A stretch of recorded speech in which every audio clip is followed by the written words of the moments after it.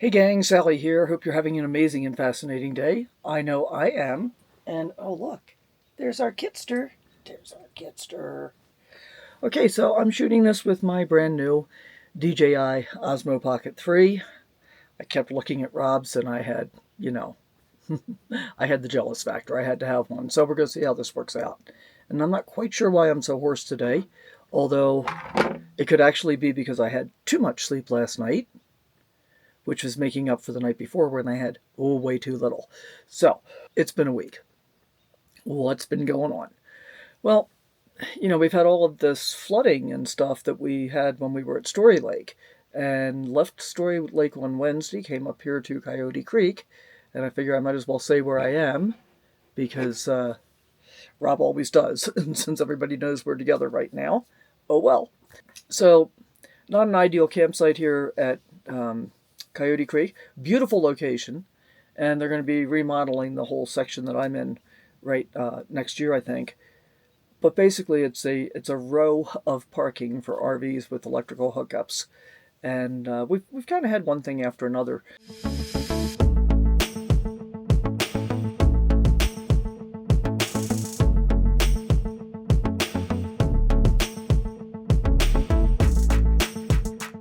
Let's get some coffee going, and then we'll sit down and have a little chat. How's that sound? So I'm at 7,700 feet-ish in elevation, and I'm doing a pour-over coffee. See what's been going on, and then we'll get into it. I think I need a drink of water first, though. Okay, so I've got my filter ready, got my cup ready. Let's get the coffee ready.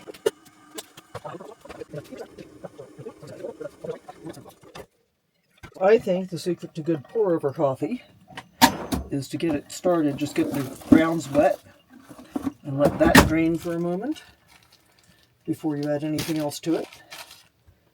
I could be completely wrong, but that's the way I do it. And then I pour around in kind of a circular motion. So I got up here and I went to plug into my electrical pedestal, and my power shut off. I'm like, wait, what? What happened with that?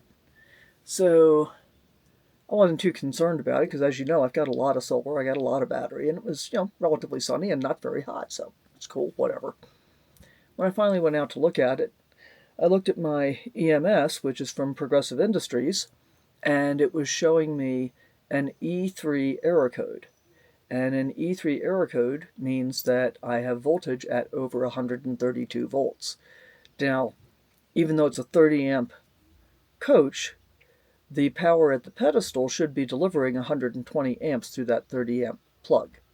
Sorry, 120-ish volts through that 30 amp plug.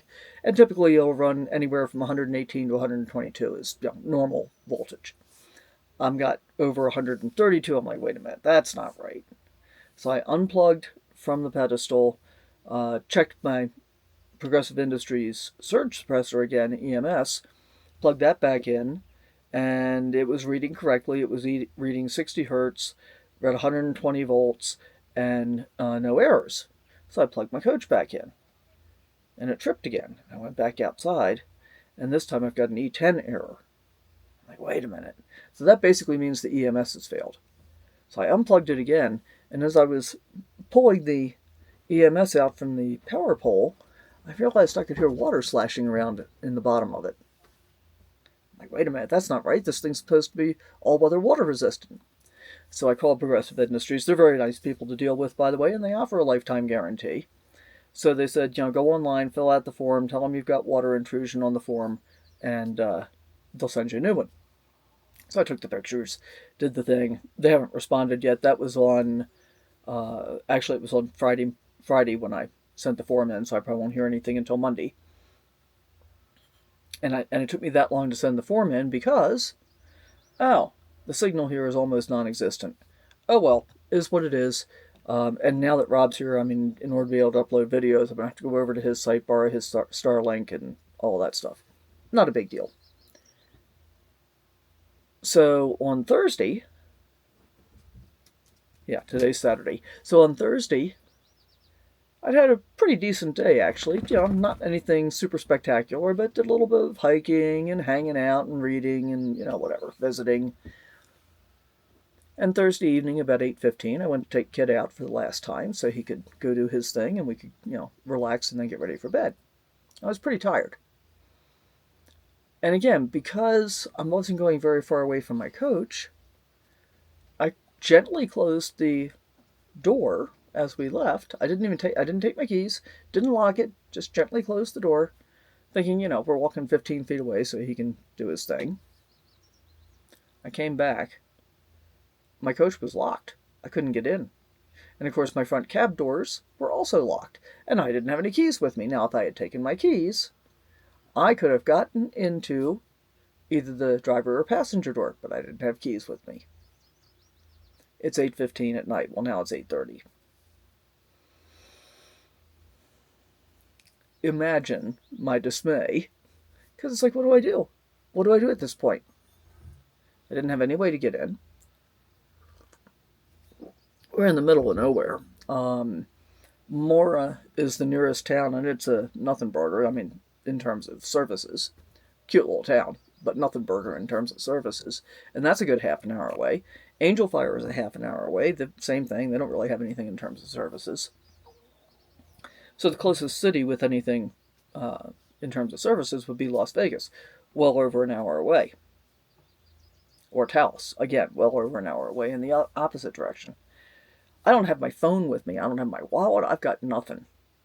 I got Kit and I got me, and we're standing outside the door, and I'm trying to figure out what to do. Now, Donna and I are parked next to each other, so I went over and said, Houston, I got a problem. And so we used her phone to try and call a locksmith. Well, I discovered something new in this process.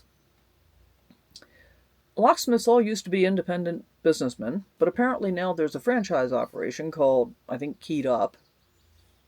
And we tried calling one of them, which said it served this area, but they have you go through their menu thing, and then you tell them what your zip code is, and then, you know, you've been like on the phone for 4 minutes, it felt like, and then they come back and say, oh no, we don't have anybody in that area.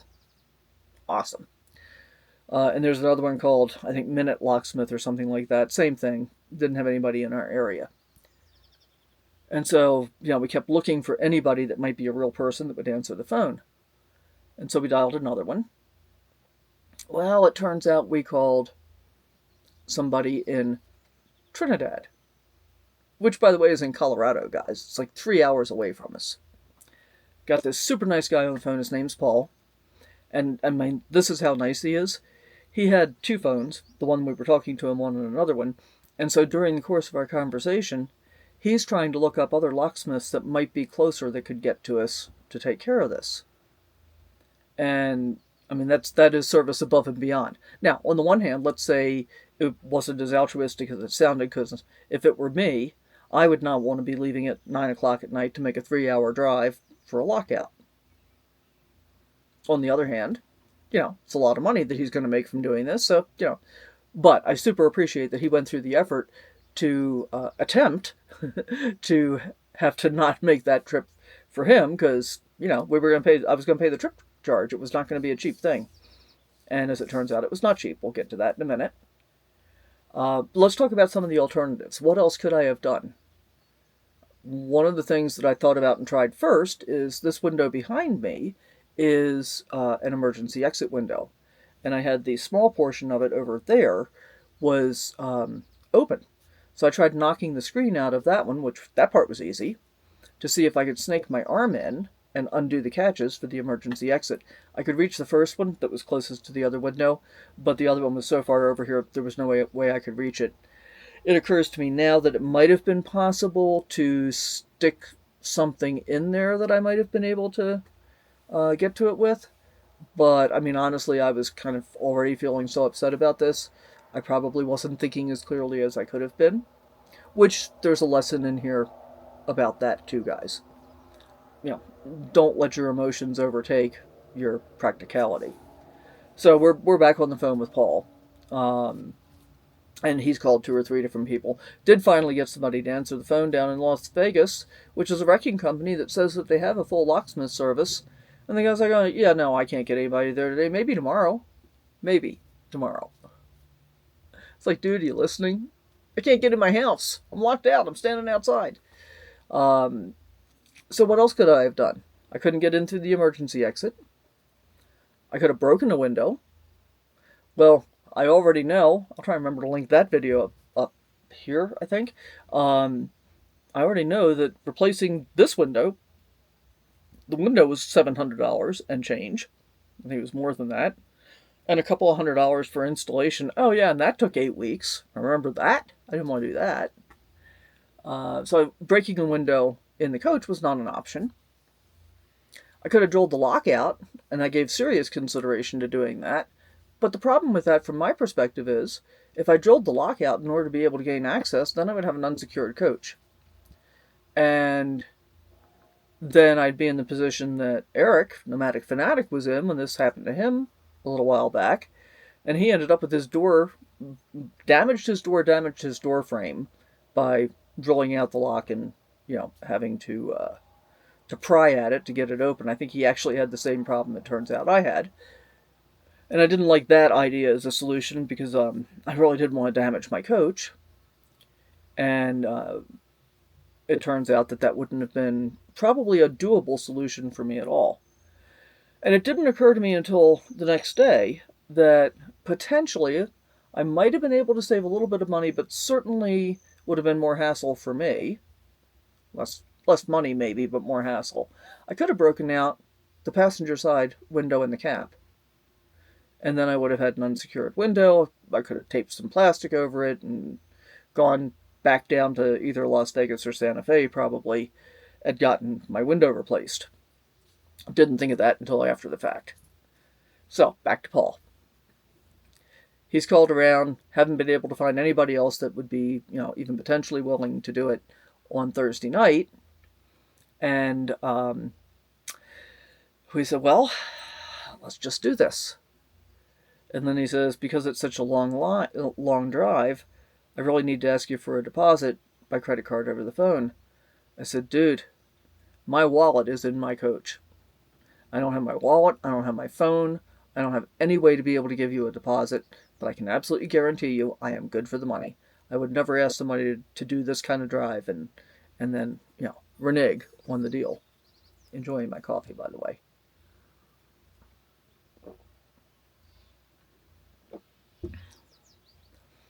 So, Donna and I were both really, really tired. Neither one of us wanted to be doing this, and I so appreciate the fact that she was gracious enough to stay up with me. We're sitting in her rig, and here's an interesting thing. I mean, she had her iPad, and she was, playing a game, I think, periodically, and we were chatting here and there, but basically, I'm sitting there with nothing to do. I don't have my phone, I can't scroll. All I can do is think my thoughts, and, chat periodically. But we got 3 hours to kill.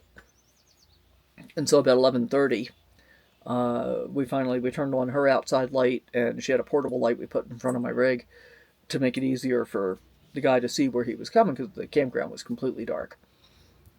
And he showed up pretty much right on the dot of midnight. I think it was about 5 after midnight when he got here. Went out to greet him, left Kit in the rig with Donna and Jazzy, because I figured we didn't need all of that commotion and try and wake up the entire campground.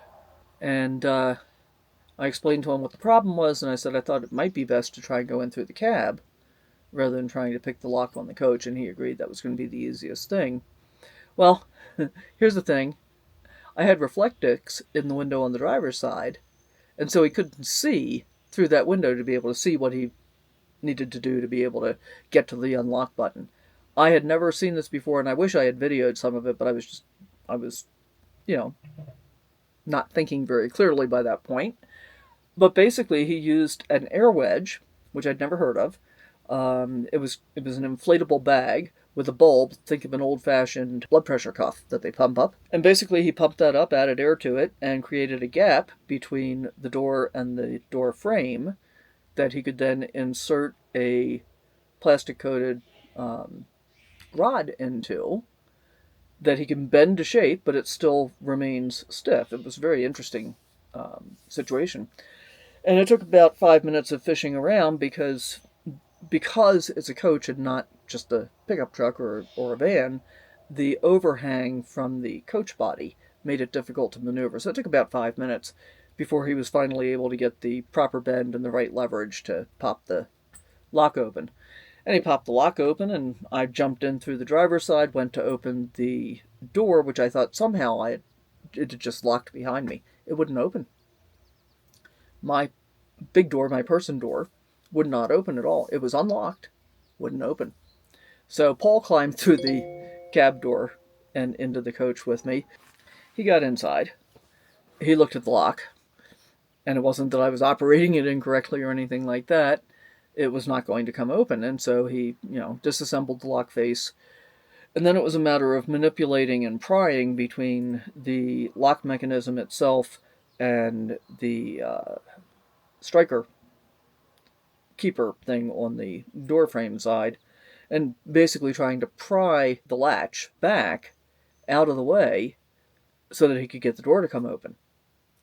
The shortest version of this is that essentially what had happened was, for whatever reason, the latch mechanism itself had broken inside of the lock housing and jammed it into the door so that whether it was locked or unlocked, it wasn't going to come open. And I said, so it looks to me like if I had decided to drill the locks out, I wasn't going to get this open anyway. He said, no, probably not. It was actually really hard to get to.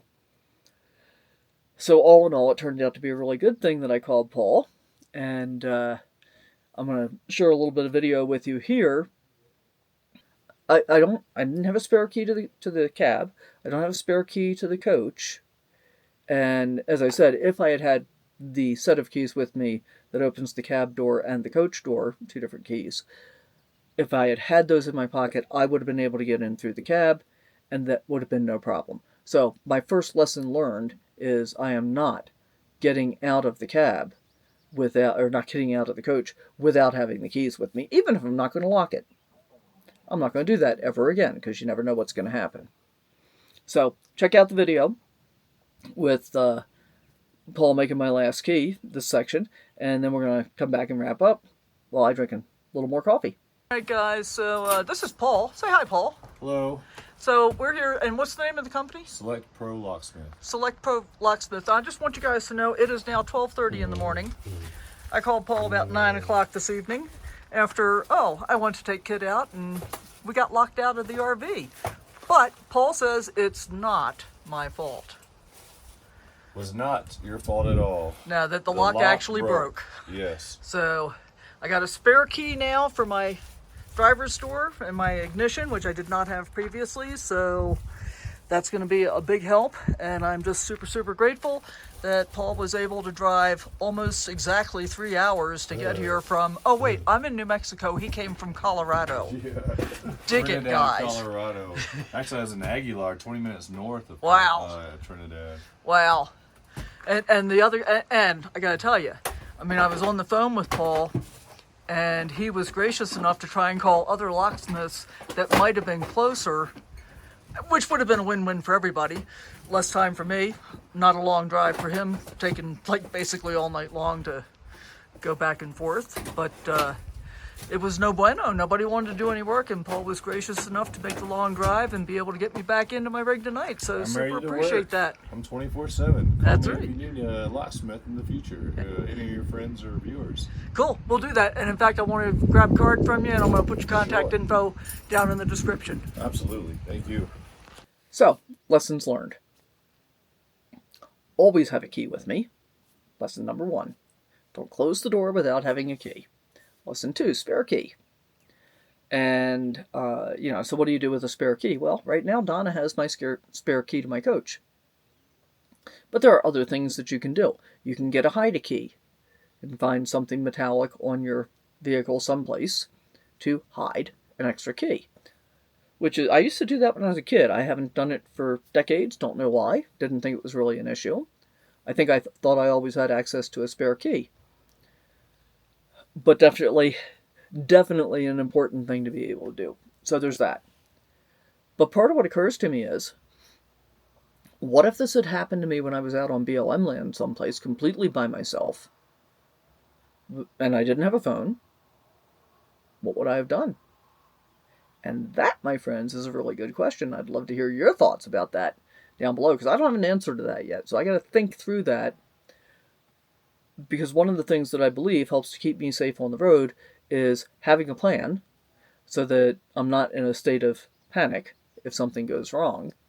And I try and think through things ahead of time so that I know what to do, rather than have to react, so I can respond, rather than reacting to a situation like this that occurs unexpectedly. So let me know, what would you have done under these circumstances? Would you have called the locksmith? Do you want me to tell you what the bill was? And don't be horrified by the bill, guys. And before I tell you what, well, I'm going to tell you what it is, and I'll tell you why I'm less than horrified by it. Keep in mind, he had a 3-hour drive each way. And he did about 45 minutes-ish, maybe a little bit more, worth of work while he was here. And he charged me $700. $500 for the trip charge, which is less than $100 an hour, and $200 for the work. Could I have gotten it done cheaper? Oh yeah, I'm sure I could have gotten it done cheaper. If I had been able and willing to wait overnight and wait for somebody to come out the next day, I might have been able to get somebody from Las Vegas to come out. Probably could have gotten it done for a couple of $100. Could have broken out the cab window.